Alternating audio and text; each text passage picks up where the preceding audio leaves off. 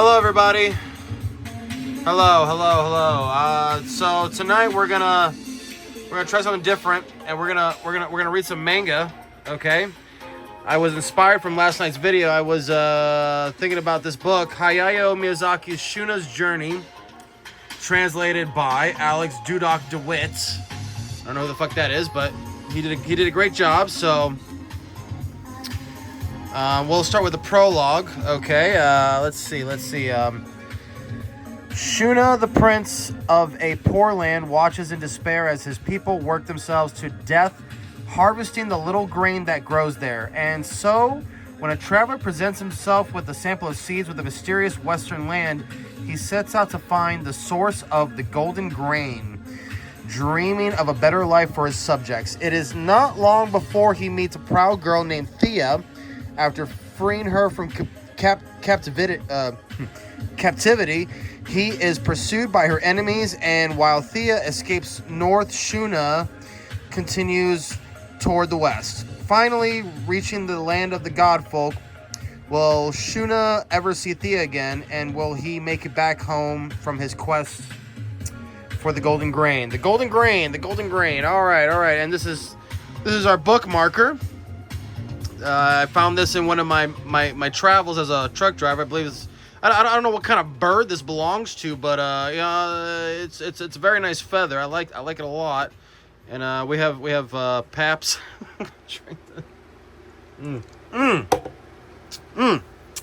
Nice. All right, so let's turn the page. Shuna's Journey. You gotta love the artwork. Again, Hayao Miyazaki is the author. The story is called Shuna's Journey and is translated by Alex Dudok DeWitt. We'll turn the page. Yes. We've got a few chapters. Again, I have no idea how far we're gonna go, but let's see. These things may have happened long ago. They may be still to come. No one really knows anymore. At the bottom of an ancient valley carved out by a glacier, there was a small kingdom which time had abandoned. Now, for anybody that's new to manga, you read it from right to left, okay? Right to left. And we'll be fine, because I read manga all the time, so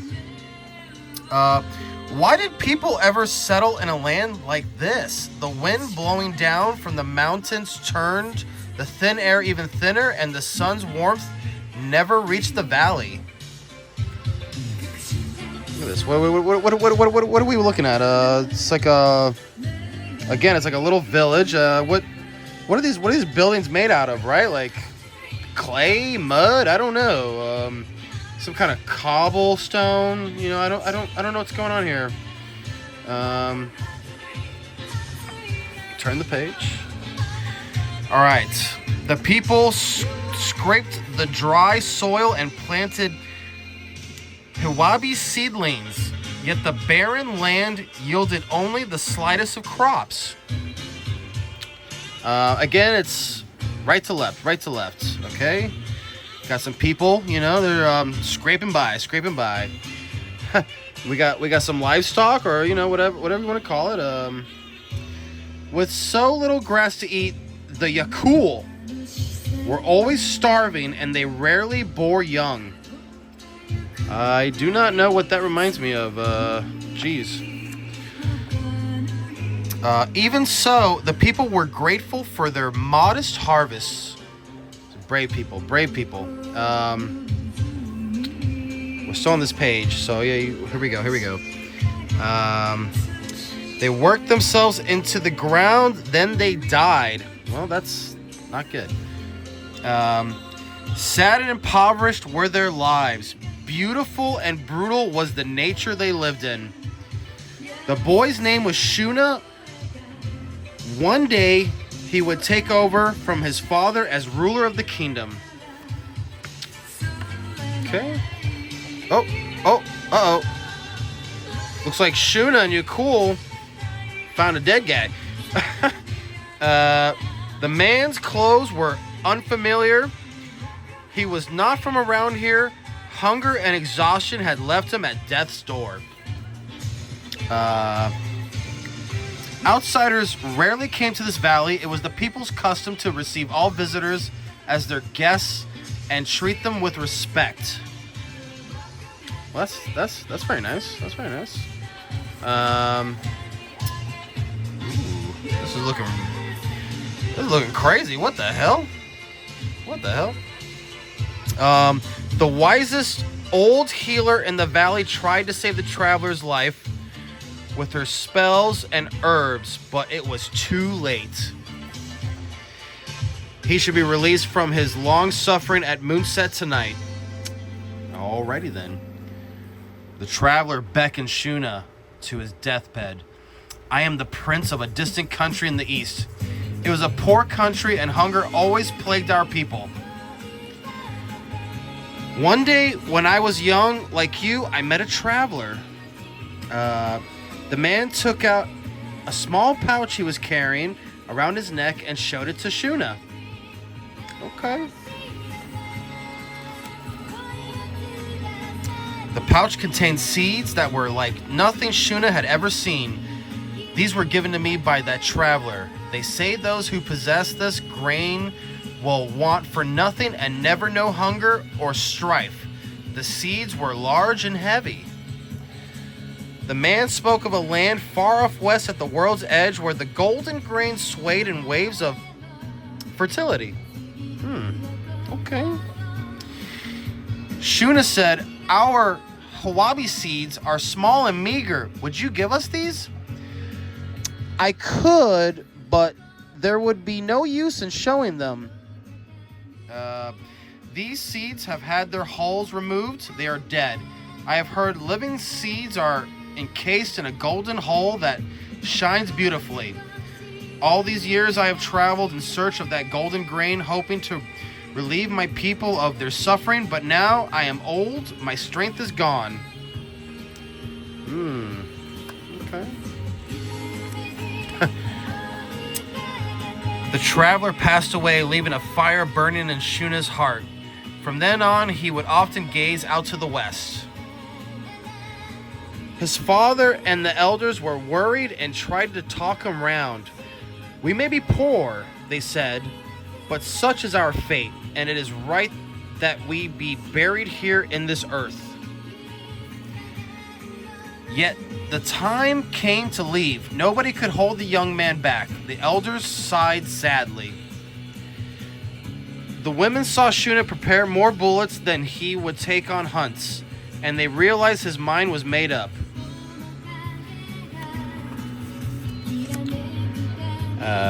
Under a new moon, as the people slept, Shuna broke the law of the kingdom and saddled his Yakul. This is like the exact opposite of how Princess Mononoke worked, right? Like it's basically the same story in a sense, but just you know, different a different sequence of events, right? You know. All right. Well, sorry. I was trying to drink my beer. All right. The next page. Okay. To the west. Rust-stained water stretched as far as the eye could see, filling the hollows where the land had eroded. A strange, unpleasant smell drifted on the wind. For days on end, Shuna and the Yakul proceeded westward without seeing another living thing. So I guess what that's what they call this animal, this like, you know, deer-like antelope thing, whatever. Which is funny that they would call this breed a Yakul because that was the name of Prince Ashitaka's, you know, brave steed, you know, whatever. It's not a horse, I know, but just saying.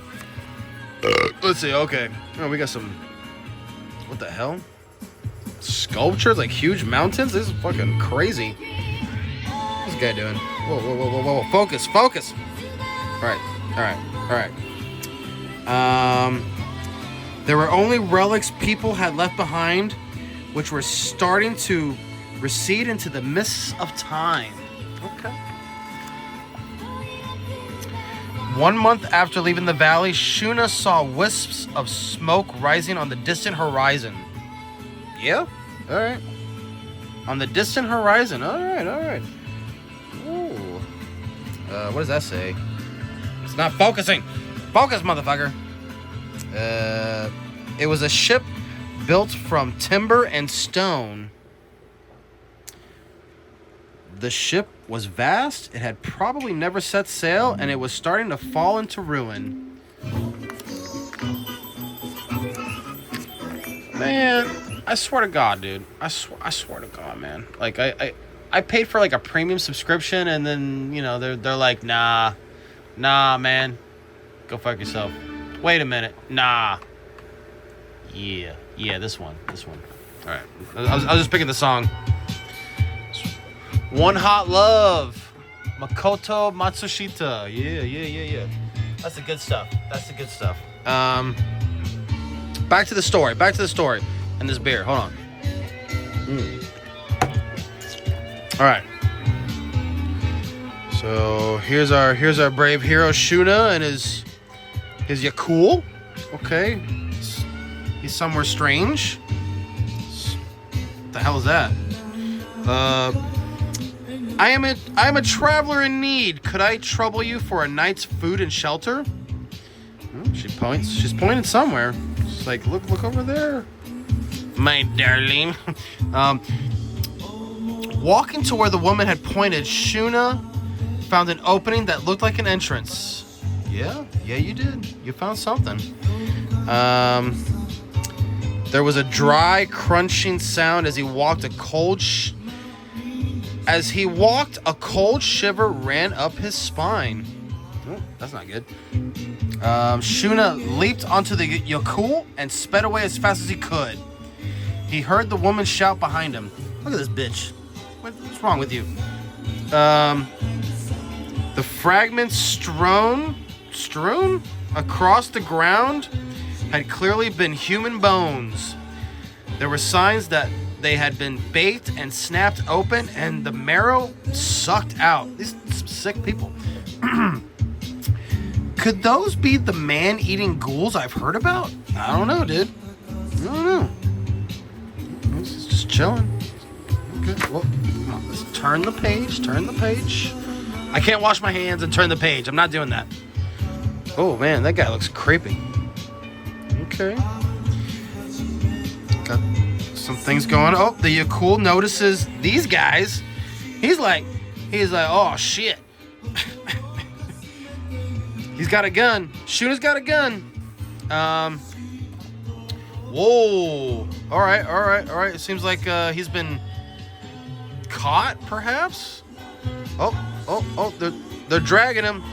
They want some bone marrow. These crazy looking guys. Whatever the fuck they are. Okay. He's got his sword. He's cutting the rope. All right. He's slick. Pulls out his gun.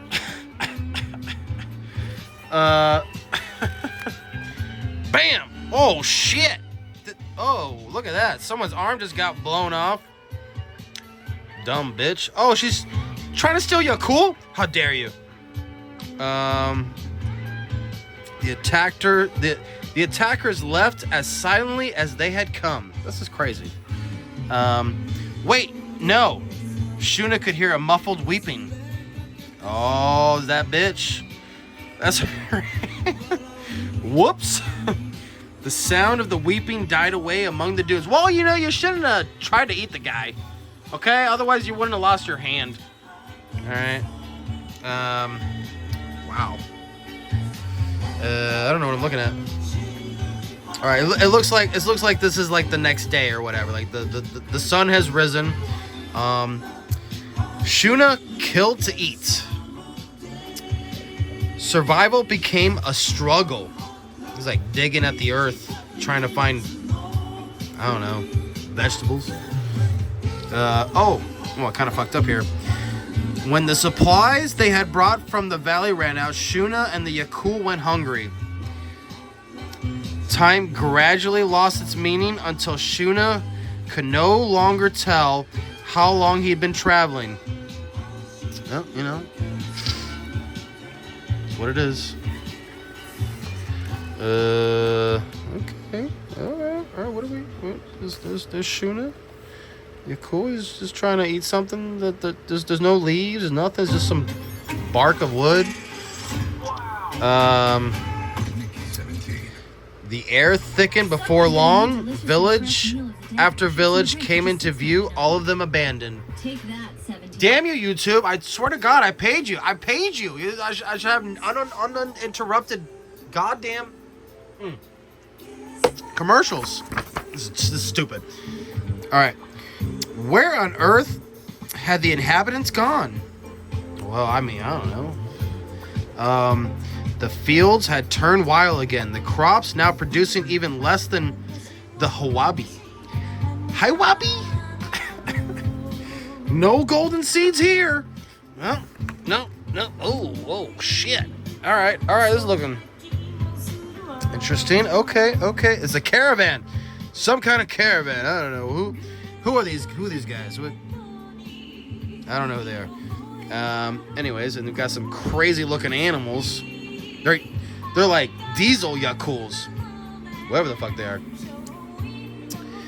Continuing westward, Shuna came across a large wagon pulled by beasts.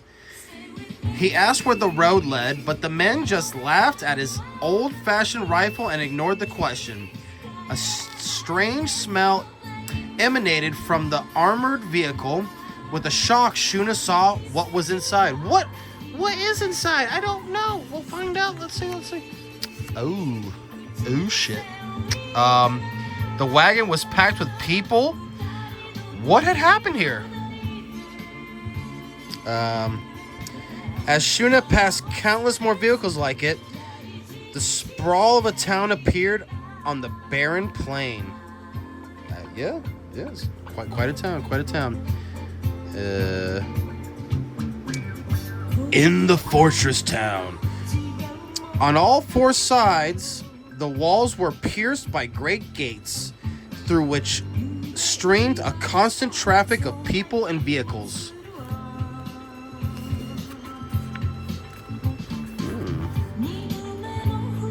I like the art. It's great. It's great. The clustered towers were starting to crumble, but the town bustled with life. Shuna had never seen anything like it. Yeah, because he came from what? Middle of nowhere. It's the people in the town. Interesting to look at. Oh, you got slaves? All right. It's not good. Is that baby in chains too? What's going on here? What was going on? The main commodity traded in this town was human beings. That's no good.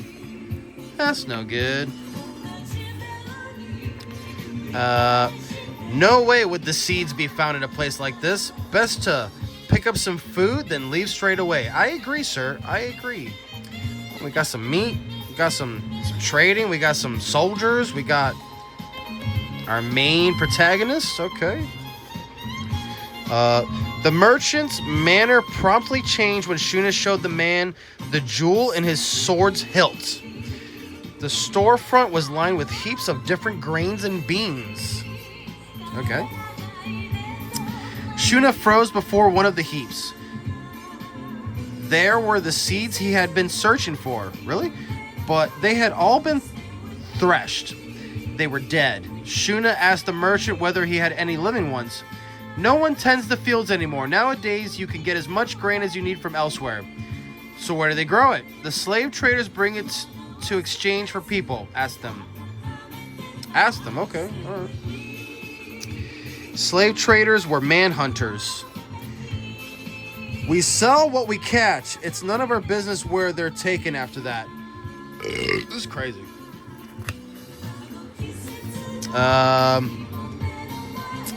The men were tight-lipped. Wherever Shuna went, he was met with a wall of hostile silence. Oh, he's feeding you cool. He's like, here you go, man. He was tired. Oh, he's got some bread, I guess, and this little girl's like staring at him. Even children this young eat.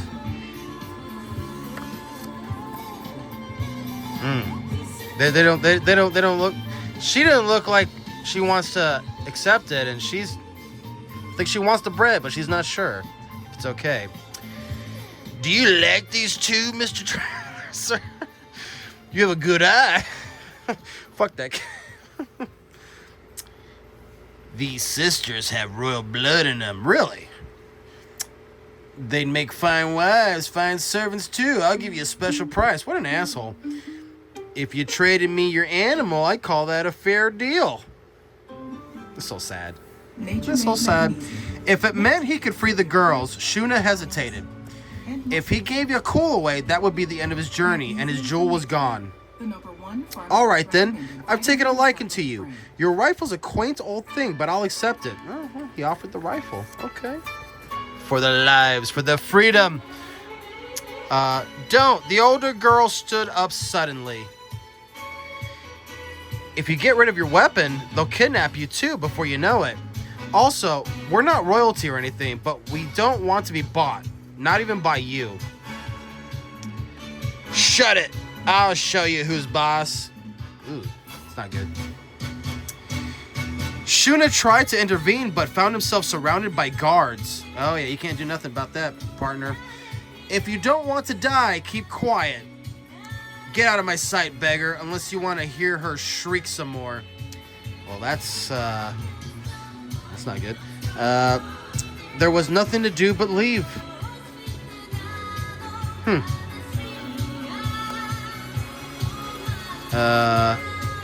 So we're at the 21-minute mark, just about the 22-minute mark. I don't know how much further I'll go, but maybe until the song is over. Tears rushed to his eyes. He wiped them away. But still, they kept streaming out.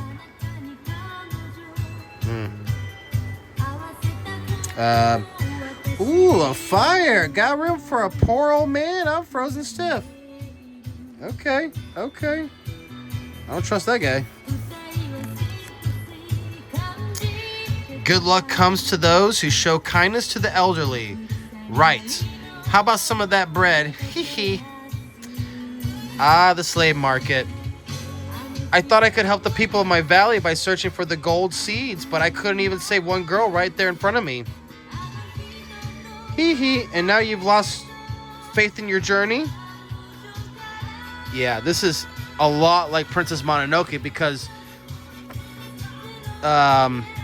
there's a moment in that movie where Prince Ashitaka runs across some kind of like old guy, right? And it's kind of like the same scenario, like, you know, except the old guy in Princess Mononoke shares his food with Prince Ashitaka. Anyways, in that case, why don't you head home at once?